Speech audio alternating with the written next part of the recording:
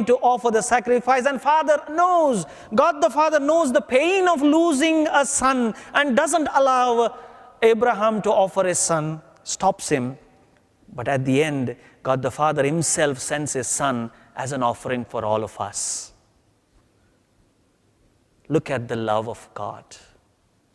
What a father, earthly father, could have felt the pain of losing the son, our Heavenly Father accepts this for the love of the people. Jesus is the best gift of love humankind has ever received on this earth. The best gift of love from God. John chapter 3:16 says, God so loved the world that he gave his only son. That's why God is the one beautiful, a wonderful giver. He shares everything. He shared his own nature with us. God shared his inner life with us. God shared with us what was most dear to him, his own son. God shared his love with us. Jesus also shared. Jesus shared himself with us. Jesus shared his love and friendship with us. Jesus shared his life with us. Jesus shared his body and blood with us. A catechism child once asked in the class, why Jesus had to die when he is God? He could just say a word and there could be salvation or forgiveness of all the sins. Why he had to die on the cross? We will have to understand this in the context of covenant.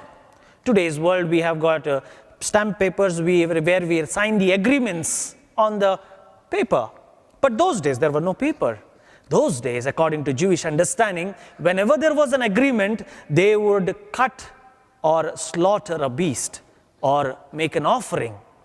And they will cut the animal, cut a bull maybe, and keep it in two pieces, two halves on either side. And those who are making an agreement will pass between those two halves, implying whoever breaks the covenant will have the same result as that of the animal, as that of the sacrifice.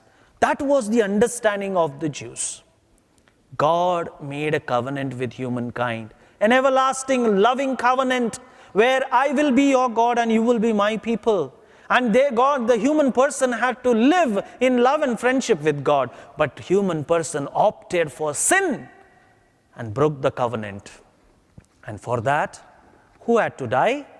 According to the covenant law, man had to die. Now, we all know that God is a just judge. He has to be a just judge. And God at the same time is a loving father. Now, if God says, I am a just judge, and therefore the human person has to go through all the condemnation and eternal death, he will do justice. He will remain a just judge. But will he be a loving father?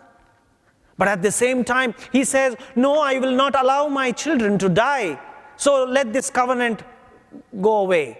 We don't care about the covenant.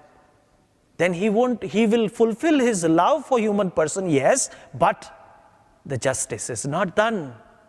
And therefore, in order to be a just judge and at the same time a loving father, fulfilling both his duties, what he does, he sends his only son into the world, where Jesus comes into the world. He becomes one like us in everything, as Hebrews says, in the letter to the Hebrews says, in everything he becomes one like us except sin. And he takes over the sin of us. And as human person, Jesus takes the condemnation or the consequence of sin upon himself and dies on the cross, where justice is done and love is also held firm. And that's why Jesus says on the cross, it is accomplished.